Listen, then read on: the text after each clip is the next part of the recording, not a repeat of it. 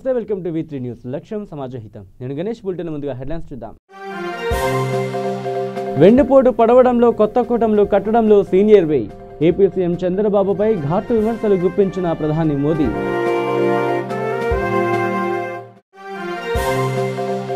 మూడు సంవత్సరాల పదవీ కాలం పూర్తి చేసుకున్న జేహెచ్ఎంసీ పాలక మండలి హైదరాబాద్ను మరింత అద్భుత నగరంగా తీర్చిదిద్దుతామన్న mayor Bonthu Rammohan Hyderabad exhibition society ఆధ్వర్యంలో కల్చరల్ ఈవెంట్ హిందూ చలక్కులతో వాకట్టుకున్న ఎంపీ కల్వకుంట్ల కవిత ఇక డీటెయిల్స్లోకి వస్తే దేశంలోని సీనియర్ నాయకుడిని అని చెప్పుకునే బాబు వెన్నుపోటు పడవడంలో సీనియర్ అని కొత్త కూటములు కట్టడంలో సీనియర్ అని ఆంధ్రప్రదేశ్ ముఖ్యమంత్రిపై తీవ్ర విమర్శలు గుప్పించారు ప్రధాని మోదీ గుంటూరులో జరిగిన బహిరంగ సభలో ఆయన మాట్లాడుతూ ఏపీ సీఎం చంద్రబాబుపై విరుచుకుపడ్డారు అమరావతిని నిర్మిస్తానని చెప్పిన బాబు కూలిపోతున్న తన పార్టీని నిర్మించుకునే పనిలో ఉన్నాడని అన్నారు ఆయన రాష్ట్రాన్ని సన్ రైజ్ చేస్తానని కొడుకుని అభివృద్ధి చేస్తున్నారని ఆయన ఘాటుగా విమర్శించారు చంద్రబాబు కొత్తగా పథకాలు ఏమీ చేయలేదని తాను చేస్తున్న పథకాలకు ఆయన పేరుతో స్టిక్కర్ అంటించుకుంటున్నారని ప్రధాని మోదీ విమర్శలు గుప్పించారు कि आंध्रा के इंफ्रास्ट्रक्चर का टर्न अराउंड करूंगा लेकिन खुद ने ही यू टर्न ले लिया ఇక్కడ ముఖ్యమంత్రి చంద్రబాబు నాయుడు గారు నాతో అనేక సందర్భాల్లో ఇక్కడ మౌలిక వసతుల్ని గొప్పగా మారుస్తానని వాటిని తీర్చిదిద్దుతారని వాటిని మారుస్తానని చెప్పి ఆయనే మారిపోయారు వాటిని టర్న్ అరౌండ్ చేసే మాట దేవుడెరుగు ఈయనే యూ టర్న్ తీసుకునే ముఖ్యమంత్రిగా నిలిచారు उन्होंने अमरावती के नवनिर्माण का वादा किया था लेकिन अब पुनर्निर्माण में कुछ लगे खुद के पुनर्निर्माण में लग गए అమరావతి నిర్మాణాన్ని కొత్తగా నిర్మిస్తాను నగరాన్ని నిర్మిస్తాను అందరికీ మాటలు చెప్పి ఆయన పూర్తిగా కూలిపోయిన తన పార్టీని నిర్మాణించుకునే కార్యక్రమంలోనే పూర్తిగా బిజీగా ఉన్నారు उन्होंने आंध्र प्रदेश के सनराइज का वादा किया था लेकिन अपने सन SON अपने सन को ही राइज कराने में जुट गए हैं చంద్రబాబు గారు నేను రాష్ట్రాన్ని సన్ రైజ్ రాష్ట్రం చేస్తాను అని చెప్పి ఇక్కడేదో ఉద్ధరిస్తానని చెప్పి కేవలం పుత్రుణ్ణి వర్ధించడంలో పుత్ర వ్యామోహంతో ఆయన్ని పెంచుకుంటున్నారు తప్పితే రాష్ట్రానికి చేయలేదు उन्होंने आंध्रा के गरीबों के लिए नई योजनाएं चलाने का वादा किया था लेकिन मोदी की योजनाओं पर ही अपना स्टिकर लगा दिया है ఆయన తనేదో గొప్ప పథకాలు నిర్మిస్తానని ఆంధ్రప్రదేశ్ ప్రజలకు వాగ్దానం చేశారు కానీ ఆయన ఏ పథకాలు చేపట్టలేదు నేను తీసుకొచ్చినటువంటి పథకాలని ప్రధాని గారు తెచ్చిన పథకాలకి కేవలం స్టిక్కర్ అంటించుకునే కార్యక్రమం చేస్తున్నారు साथियों मैं तो हैरान हूं कि आखिर मुख्यमंत्री जो हो क्या गया है वो बार बार मुझे ये याद दिलाते हैं कि वो मुझसे बहुत सीनियर है भाई इसमें क्या विवाद है మీ ముఖ్యమంత్రి గారు ఆయన ఎప్పుడు నా గురించి నాకంటే సీనియర్ అని చెప్పుకుంటారు కానీ ఆయన చెప్పుకునేదేమీ లేదు आप सीनियर है इसलिए आपके सम्मान में मैंने कभी कोई कमी नहीं छोड़ी है మీరు సీనియర్ నాయకులని నేను మీకు ఇవ్వవలసిన గౌరవం ఎల్లవేళలా ఇచ్చాను आप सीनियर है दल बदलने में आप सीनियर है नए नए दलों से गठबंधन करने में आप మీరు చాలా సీనియర్లు పార్టీ ఫిరాయింపులు చేయడంలో సీనియర్లు కొత్త కూటములతో జతకట్టడంలో సీనియర్లు आप सीनियर है अपने खुद के ससुर की पीठ में छुरा भोंकने में మీరు దీనిలో కూడా చాలా సీనియర్ మామగారి వెన్నుపోటు పొడిచి రాజకీయాల్లో ముందుకెళ్తానికి కూడా గొప్ప సీనియర్లు. अरे आप सीनियर है, एक चुनाव के बाद दूसरे चुनाव में हारने में, एक चुनाव के बाद दूसरे चुनाव में हारने में, और मैं तो उसमें सीनियर हूं नहीं. మీరు ఈ విషయంలో కూడా చాలా సీనియరు. ఎన్నిక తర్వాత ప్రతి ఎన్నికలో ఓడిపోవటం మీరు చాలా సీనియరు. ఆ విషయంలో నేను ఎట్టి పరిస్థితుల్లోనూ మీతో పోటీకి రాలేను. आप सीनियर हैं, आज जिसको गाली दे कल उसकी गोदी में बैठने में. మీరు ఈ రోజు ఎవరిని తిడతారో రేపు వెళ్ళి వారి ఒళ్ళో కూర్చోటంలో కూడా మీరు మహా సీనియరు. आप सीनियर हैं आंध्र के सपनों को चूर चूर करने में. మీరు ఆంధ్రప్రదేశ్ ప్రజల కలలను కూడా పూర్తిగా నీరుగార్చడంలో మీరు చాలా సీనియరు. साथियों, सम्मान अपनी जगह है, लेकिन जनहित के मुद्दों पर जब वो चुकेंगे, अपनी बातों से, अपने वादों से पलटेंगे, तो देश का सेवक होने के नाते मैं उन्हें याद जरूर दिलाऊंगा. మిత్రులారా, సీనియారిటీ కాదు, ఆయనకు ఇవ్వవలసిన గౌరవం ఎప్పటికీ ఇచ్చాము. అలాగే సమ్మాన్ అన్నది, గౌరవం అన్నది దాని స్థానంలో అది ఉంటుంది. కానీ ప్రజా సంక్షేమ విషయాలకు వస్తే మీరు దాని నుంచి తప్పుకుంటే, మీరు చెప్పిన మాటలు, అభివృద్ధి మాటలు, వాటిని వమ్ము చేస్తే, మీరు ఇచ్చిన వాగ్దానాల నుంచి మీరు మాట మారుస్తే నేను దాంతో సమర్థించలేను, మీతో ఏకీభవించలేను. साथियों, आप ही बताइए, एनटीआर की विरासत संभालने वाले ने उनके सपनों को साकार करने का वादा किया था या नहीं किया था? మిత్రులారా, మీరు చెప్పండి, ఎవరైతే ఎన్టీ రామారావు గారి వారి వారసులుగా, రాజకీయ వారసులుగా ఎవరైతే వచ్చారో ఆయన కలలని నిజం చేయవలసినటువంటి బాధ్యత మీపై ఉందా లేదా? एनटीआर के कदमों पर चलने का वादा किया था कि नहीं किया था? ఎన్టీ రామారావు గారి అడుగు జాడల్లో నడుస్తామని మీరు ఆ రోజు చెప్పారా లేదా? क्या आज वो एनटीआर को सम्मान दे रहे हैं? మీరు ఈ రోజున ఎన్టీ రామారావు గారికి ఇవ్వవలసిన, ఆయనకి ఇవ్వవలసిన గౌరవాన్ని ఇచ్చారా? भाइयों और बहनों, ये बात आपको समझ आ रही है, लेकिन उन जैसे सीनियर लीडर को क्यों नहीं आ रही? ఈ మాట आखिर ऐसी क्या मजबूरी आ गई कि वो नामदारों के सामने जाकर के सर झुका करके बैठ गए? మిత్రులారా, ఈ రోజున మాకైతే అర్థం కావటం లేదు, మీకు అర్థం అవుతోంది. ఎందుకంటే నేనే అందరికంటే సీనియర్ అని చెప్పుకున్నారు. మీరు వెళ్ళి చివరికి ఇటువంటి మీకు ఏమి ఇబ్బంది వచ్చిందని మీరు వెళ్ళి ఎవరైతే, ఏ పార్టీ, ఏ కుటుంబం అయితే రాష్ట్రానికి అన్యాయం చేసిందో వారి ఒళ్ళో వెళ్ళి ఈ రోజున కూర్చున్నారు. మీకు అటువంటి, మీపై ఉన్నటువంటి అటువంటి ఒత్తిడి ఏమిటి, ఎందుకు ఇలా చేశారు అని అడుగుతున్నారు. आखिर ऐसा क्या दबाव है जो वो अपनी पार्टी का ही इतिहास भूल गए? साथियों, आप सभी को, यहां जो युवा साथी आए हैं, उनको ये बात जानना बहुत जरूरी है. दिल्ली में जो नामदार परिवार है, उसके अहंकार ने हमेशा राज्यों के बड़े नेताओं का अपमान किया है. अपमान के उसी दौर में एनटीआर ने आंध्र प्रदेश को कांग्रेस मुक्त करने का फैसला लिया था और तेलुगु देशम पार्टी का जन्म हुआ था. కారణం ఏమిటి? మీరెందుకు గతాన్ని మర్చిపోయి మాట్లాడుతున్నారు? ఎటువంటి ఒత్తిడి మీపై ఉన్నది?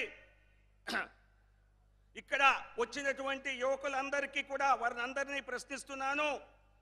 వారందరూ తెలుసుకోవాల్సిన విషయం, ఢిల్లీలో ఉన్నటువంటి ఈ రాజకీయ వంశ పారంపర్యంగా ఉన్నటువంటి కుటుంబం అహంకార భావంతో ఎన్టీ రామారావు గారిని, ఇతర రాష్ట్ర నాయకుల్ని అందరినీ అవమానించిన తీరు ప్రజలందరికీ తెలుసు. మీరెందుకు మరి అటువంటి పార్టీతో జత కట్టారు? దానికి మీకున్నటువంటి ఒత్తిడి ఏమిటి? लेकिन साथियों, आज देखिए, जिस तेलुगु देशम पार्टी के नेता को कांग्रेस मुक्त भारत की तरफ बढ़ना चाहिए था, नामदारों के घमंड को चूर चूर करना था, वो आज उन्हीं नामदारों के सामने नतमस्तक हो गए हैं। మిత్రులారా, ఏ పార్టీ ఎన్టీ రామారావు గారు ఆ రోజున కాంగ్రెస్ లేని మనకు రాజకీయం కావాలి అని పోరాటం చేశారు. మీరు ఈ రోజున అటువంటి పరివార్ దగ్గర అక్కడ కాంగ్రెస్ వంశ పరిపరంగా వారి అహంకారాన్ని తగ్గించకుండా మీరు వెళ్ళి వాళ్ళ ముందు మోకరిల్లారు. ఈ రోజున ఆ మోకరిల్లిన విషయం అందరూ చూస్తూనే ఉన్నారు. उस समय आंध्र प्रदेश का अपमान करने वाले दल को आपको याद होगा, उस समय आंध्र प्रदेश का अपमान करने वाले दल को एनटी रामाराव दुष्ट कहते थे. आज यहां के मुख्यमंत्री उसी दल को दोस्त बना करके बैठे हैं. एनटीआर आज जहां भी होंगे, ये देखकर उनके आत्मा पर कितनी बीतती होगी, इसका हम अंदाज लगा सकते हैं. ఇక హైదరాబాద్ జీహెచ్ఎంసీ పాలక మండలి పదవీకాలం 3 సంవత్సరాలు పూర్తి అయిన సందర్భంగా సర్వసభ్య సమావేశం నిర్వహించారు. 2019 సంవత్సరానికి బడ్జెట్ ప్రవేశపెట్టారు. 11,533 కోట్లతో ప్రవేశపెట్టిన జీహెచ్ఎంసీ బడ్జెట్ను సభ్యులు ఏకగ్రీవంగా ఆమోదించారు.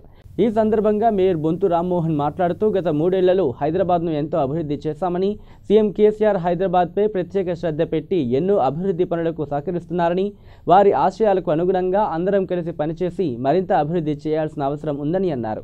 ఈ కార్యక్రమానికి డిప్యూటీ మేయర్ బాబా ఫసీయుద్దీన్, కమిషనర్ దానకిషోర్ మరియు డివిజన్ కార్పొరేటర్లు పాల్గొన్నారు. 2019-20 సంవత్సరానికి గాను బడ్జెట్ను ప్రవేశపెట్టుకోవడం జరిగి సర్వసభ సమావేశం ఏకగ్రీవంగా ఆమోదించడం కూడా జరిగింది. అందరికీ సహకరించిన వారందరికీ కూడా ప్రత్యేకంగా వారికి మనస్ఫూర్తిగా ధన్యవాదాలు తెలుపుతూ, భారతదేశంలో మెట్రోపాలిటన్ సిటీలో వన్ ఆఫ్ ద పెద్ద సిటీ, పెద్ద కార్పొరేషన్, దీన్ని ప్లాంట్ సిటీగా ఒక ప్రణాళికబద్ధంగా గతంలో హైదరాబాద్ నగరం 400 సంవత్సరాల చరిత్ర కలిగిన నగరం. దీనికి తగ్గట్టుగా అన్ని కామన్ ఫెసిలిటీస్ ఏదైతే ఉంటాయో ఒక కార్పొరేషన్లో అర్బన్ డెవలప్మెంట్లో ఉండాల్సిన హంగులు, ఫెసిలిటీస్ అన్నీ కూడా పూర్తి స్థాయిలో కల్పించాలనే ఉద్దేశంతో గౌరవ ముఖ్యమంత్రి గారు కేసీఆర్ గారు నగరం పైన ప్రతినిత్యం వారు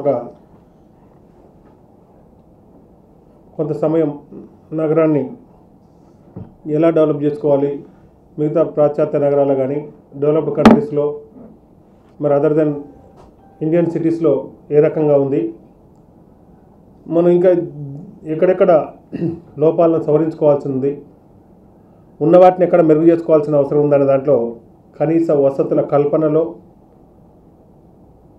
వారు సూచించిన సూచనల మేరకు గతంలో మున్సిపల్ మంత్రిగా ఉన్న యువ మంత్రి, డైనామిక్ మంత్రి కేటీఆర్ గారి మార్గదర్శకత్వంలో హైదరాబాద్ నగరాన్ని గత ప్రభుత్వాలు సాధారణ అడ్మినిస్ట్రేషన్ చేసినప్పటికీ ఈ సిటీస్లో ఇంతమంది ప్రజలకు కామన్ మినిమం ఫెసిలిటీస్ ఏదైతే ఉంటాయో మార్కెట్లు కానీ, పార్కులు కానీ, ఆడుకోవడానికి, పిల్లలు ఆడుకోవడానికి కానీ, శ్మశానాలు కానీ, దానికి తగ్గట్టుగా డ్రింకింగ్ వాటర్ కానీ, జనరల్గా గ్రౌండ్ వాటర్ లెవెల్స్ కానీ, గ్రీనరీ కానీ, ఆ సిటీలో ప్రాపర్టీల డిస్టిలేషన్ కానీ. బులెటిన్లో షార్ట్ బ్రేక్ తీసుకుందాం.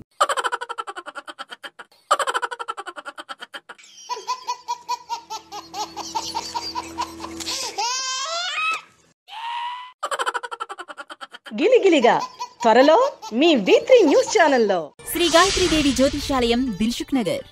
శ్రీ పండిట్ సాయిరాం శాస్త్రి గారు గత 30 సంవత్సరాలుగా దిల్సుఖ్ నగర్లో స్థిరంగా ఉంటున్నారు. మీరు చేస్తున్న ప్రయత్నాలు విఫలమగుట, కార్యక్రమాలయందు ఆలస్యం, అనుకోని చిక్కులు, వివాహ ప్రయత్నం ముందుకు సాగక వివాహ ఆలస్యం, ఉద్యోగం, ఆరోగ్యం, దాంపత్యం, సంతానయోగం, విదేశీయానం, భూ వివాదములు మరియు వ్యాపారాదులలో సమస్యలకు జ్యోతిష్యపరమైన పరిష్కారమునకై పుట్టిన తేదీ, బొటనవేలు ముద్ర, హస్తరేఖలు, జాతకం చూసి వివరముగా జ్యోతిష్యం చెప్పగలరు. మీరెక్కడెక్కడో జ్యోతిష్యం అడిగి నిరాశ చెంది ఉండవచ్చు. ఒక్కసారి శ్రీ సాయిరాం శాస్త్రి గారిని సంప్రదించండి. గమనిక: స్త్రీ పురుషుల ఎటువంటి జీవిత సమస్యలకైనా పూజ, హోమం, అంజనం, యంత్రం, మంత్రం ద్వారా 9 రోజుల్లో గాయత్రీదేవి సాయిబాబా పూజ చేసి శాస్త్రోక్తంగా పరిష్కారం చూపగలరు. గాయత్రీదేవి జ్యోతిష్యాలయం, flat number 101, first floor, Shilpi apartments, A block, near Konark theatre, Dilsukh Nagar, Hyderabad. Cell 9949373448, 9405370444.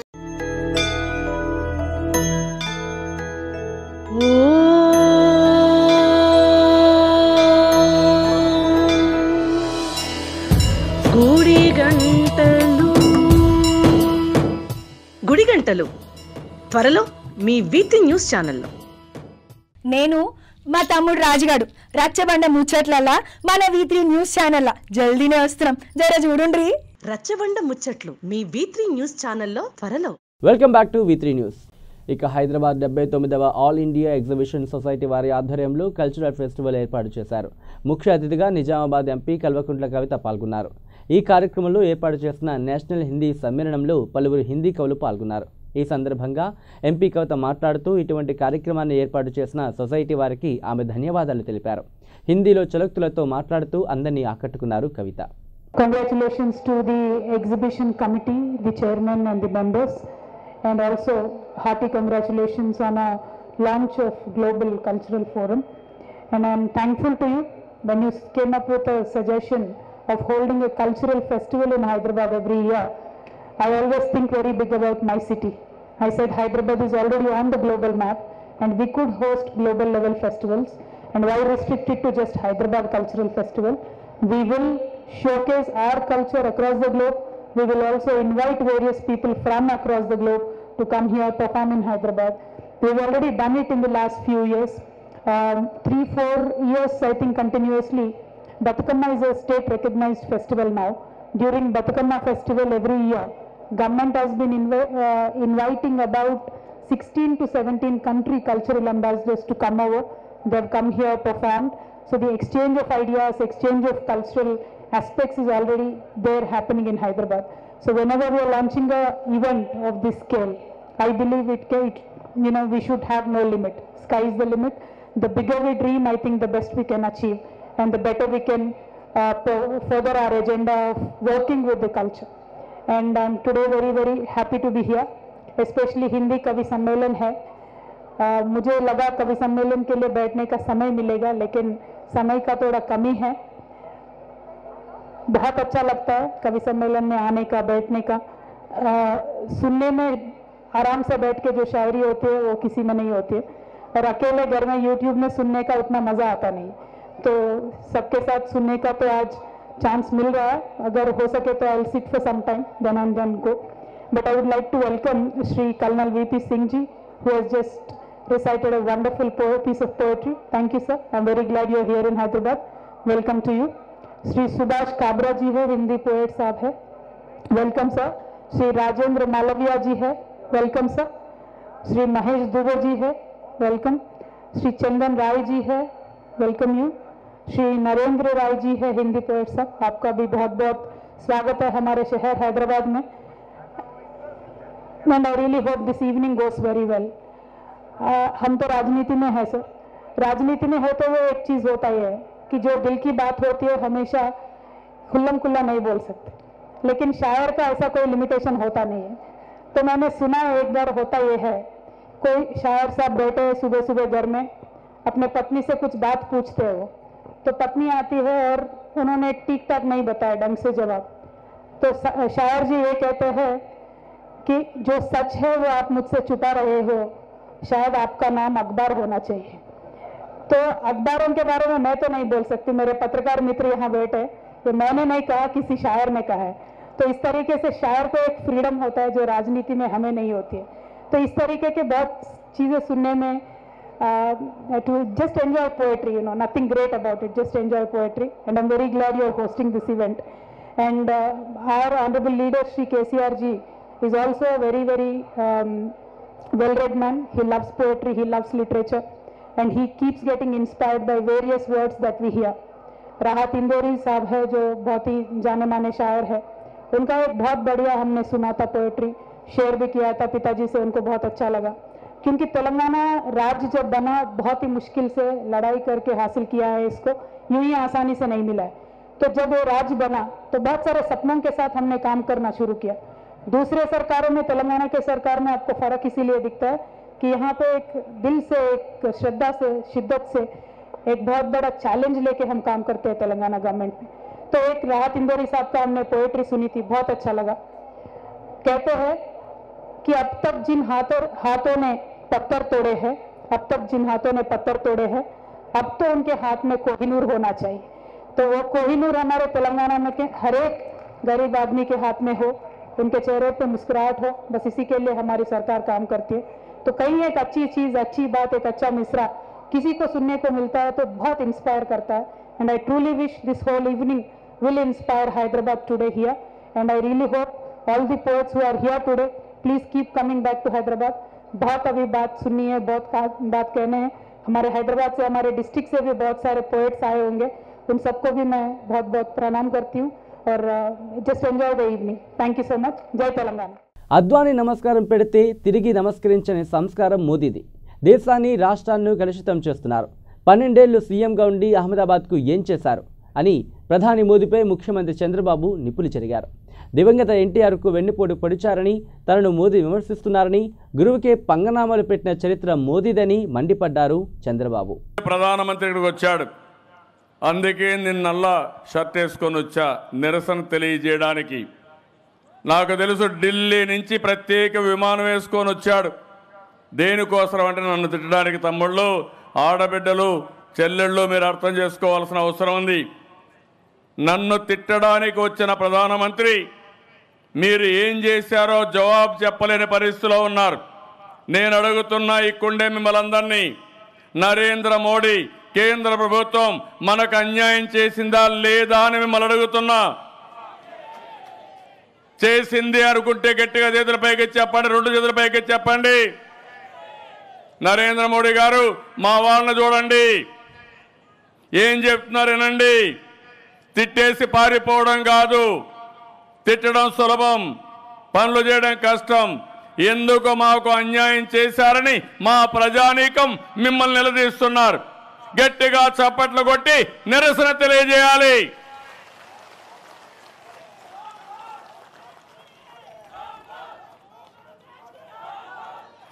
Narendra మోడీని క్షమిస్తామా అని మిమ్మల్ని అడుగుతున్నా. ఇది అన్యాయం అవునా కాదా అని మిమ్మల్ని అడుగుతున్నా. రాష్ట్రాన్ని విభజించారు. విభజించిన తర్వాత ఆ రోజు కాంగ్రెస్ పార్టీ విభజిస్తే బీజేపీ కూడా సమర్థించారు. ఆ రోజు పార్లమెంట్లో చెప్పారు. ఏం చెప్పారో మీరు ఒకసారి గుర్తు చేసుకోవాలి. సుష్మా స్వరాజ్ అయితే అర్ధ గంటలో బిల్లు పాస్ చేసి పెద్దమ్మనే కాదు చిన్నమ్మను కూడా గుర్తుపెట్టుకోమని తెలంగాణ ప్రజానీకానికి ఆ రోజు విజ్ఞప్తి చేశారు. ఆ రోజు మనం పోరాడాం. ఆ రోజు ఈ రోజు పోరాడుతున్నాం. రాష్ట్ర హక్కుల కోసం పోరాడుతున్నాం. దగాబడ్డ 5 కోట్ల ప్రజల కోసం ఇప్పటికి కూడా పోరాడుతూనే ఉన్నాం. ఆ రోజు నరేంద్ర మోడీ గారు ఏం చెప్పారు? కాంగ్రెస్ పార్టీ తల్లిని చంపి బిడ్డను బతికించిందని చెప్పారు. మీరు చేసిన పనేంటి? తల్లిని కాపాడారని అడుగుతున్నా. తల్లికి దగా చేసిన వ్యక్తి ఈ ప్రధానమంత్రి నరేంద్ర మోడీ అని చెప్పి కూడా నేను మీకు తెలియజేస్తున్నా. అవునా కాదా తమ్ముళ్ళు? అవునా కాదమ్మా? మీరు చెప్పండి. ఎందుకు మేము రోడ్డు మీదకి వచ్చాం? ఎందుకు రోడ్డు మీదకి రావాల్సి వచ్చింది? విభజన గాయం మానలా. విభజన గాయం మానక మునిపే దాన్ని పెద్దగా పుండు చేసి కారం జల్లి ఆనందపడే మనస్తత్వం ఈ నరేంద్ర మోడీ గారిని చెప్పి కూడా నేను మీకు తెలియజేస్తున్నా. ఎదురు దాడి చేస్తారు. ఎవరి మీద దాడి చేస్తారు? 4,50,00,000 మంది జనాభా మీద చేస్తారా? ఎందుకు చేస్తారని అడుగుతున్నా. మనం కూడా ఈ దేశంలో భాగస్వాములు అవునా కాదని అడుగుతున్నా. మీరందరూ పన్నులు కడుతున్నారు. నేనేమడిగాను?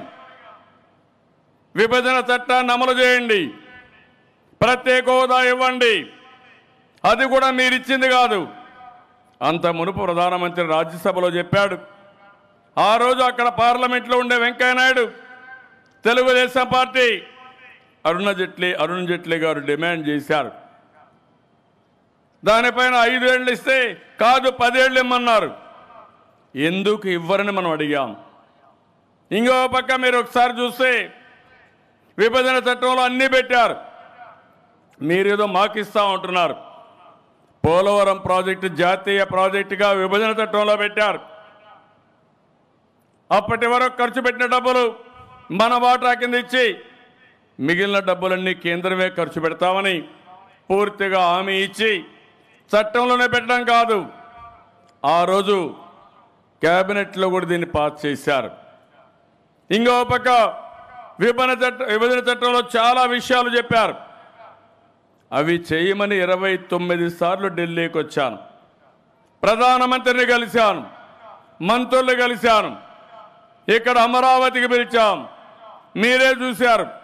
ఇదే ప్రధానమంత్రి అమరావతికి వచ్చి ఆ రోజు మనం అడుక్కుంటే నేను 20 సార్లు 30 సార్లు గౌరవప్రదంగా ప్రధానమంత్రిని సార్ని అడిగాను. ఎవరి కోసరం? తెలుగు జాతి కోసం అడిగాను. నాకంటే తర్వాత రాజకీయాల్లోకి వచ్చిన నరేంద్ర మోడీ గారికి కూడా గౌరవం ఇచ్చారంటే మీకోసం ఇచ్చా. ఆ ప్రధానమంత్రి పదవిలో ఉన్నారు కాబట్టి ఇచ్చాను. నేను అడిగితే కడానయినిచ్చింది. పార్లమెంట్ సాక్షిగా మట్టి తెచ్చాను, యమునా నీళ్లు తెచ్చాను, మీ ముఖం మీద కొడతానని మట్టి నీళ్లు కొట్టి మనకు అన్యాయం చేసిన వ్యక్తి ఈ నరేంద్ర మోడీ. అవునా కాదా తమ్ముళ్ళు? మీరు సాక్షులు అవునా కాదా? మీరు దీన్ని ఆమోదిస్తారా అని మిమ్మల్ని అడుగుతున్నా. 2019 అండర్-14 బాలుర బాలికల rugby championship trophy Secunderabad Gymkhana గ్రౌండ్లో సాల్స్ chairman Venkateswara Reddy, Telangana rugby president Raju ప్రారంభించారు. ఈ ఛాంపియన్షిప్లో గెలుపొందిన వారికి బహుమతులను అందజేశారు. బీహార్ మొదటి స్థానంలో నిలువగా తెలంగాణ 6వ స్థానంలో నిలిచి సాసర్ కప్ అవార్డు సొంతం చేసుకుంది.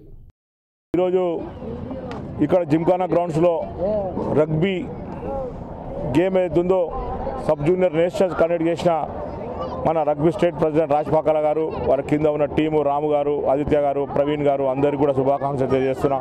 మరి అన్ని స్టేట్స్ నుండి కూడా ఈరోజు రగ్బీ టీమ్స్ వచ్చినాయి. Sub junior teams boys and girls వచ్చారు. మరి రగ్బీ గేమ్ ఇప్పుడిప్పుడే తెలంగాణలో డెవలప్ అవుతూ ఉంది. కంట్రీలో కూడా మరి చాలా గేమ్కు పాపులారిటీ ఉంది. రాబోయే రోజుల్లో తెలంగాణలో ఇంకా ఈ గేమ్కు పాపులారిటీ తీసుకొచ్చి వర్కింగ్ డేస్లో పెట్టి చాలామంది స్టూడెంట్స్ని కూడా ఇంకా తీసుకొచ్చి మరి గేమ్ చూపించి మరి రగ్బీని కూడా పాపులరైజ్ చేసి, ఎందుకంటే వెస్ట్రన్ కంట్రీస్లో రగ్బీ గేమ్కు చాలా ఆదరణ ఉంది. మరి తెలంగాణలో కూడా మన ఇండియాలో కూడా ఈ రగ్బీ గేమ్కు ఆదరణ రావాలంటే ప్రజలు కూడా వచ్చి చూడాలి. గేమ్ను చూస్తేనే ఇంకా ఆదరణ పెరుగుతుంది. చాలామంది ఈ గేమ్ పట్ల ఆసక్తిగా మరి పార్టిసిపేట్ చేస్తూ ఉన్నారు. అందరూ కూడా శుభాకాంక్షలు తెలియజేస్తున్నారు. రాబోయే రోజుల్లో రగ్బీ నుండి జాతీయ అంతర్జాతీయ టోర్నమెంట్ కూడా ఇక్కడ తెలంగాణ నిర్వహించడానికి రాజుగారు ఇప్పుడే నిర్ణయం తీసుకున్నారు. ఒక ఏషియా టోర్నమెంట్ లెవెల్ టోర్నమెంట్ కూడా మనం తెలంగాణలో పెట్టుకుంటే బాగుంటుందని చెప్పి కోవడం జరిగింది. ఇక బులెటిన్ ముగించే ముందు హెడ్లైన్స్ మరోసారి చూద్దాం. వెన్నుపోటు పడవడంలో కొత్త కూటములు కట్టడంలో సీనియర్ వే. ఏపీ సీఎం చంద్రబాబుపై ఘాటు విమర్శలు గుప్పించిన ప్రధాని మోదీ.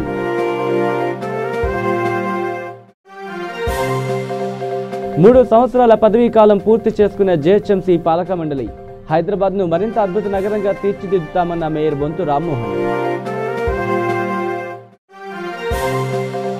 హైదరాబాద్ ఎగ్జిబిషన్ సొసైటీ ఆధ్వర్యంలో కల్చరల్ ఈవెంట్. హిందూ చలోక్తులతో వాకట్టుకున్న ఎంపీ కల్వకుంట్ల కవిత. ఇవి bulletin updates. Keep watching V3 news. లక్ష్యం సమాజహితం.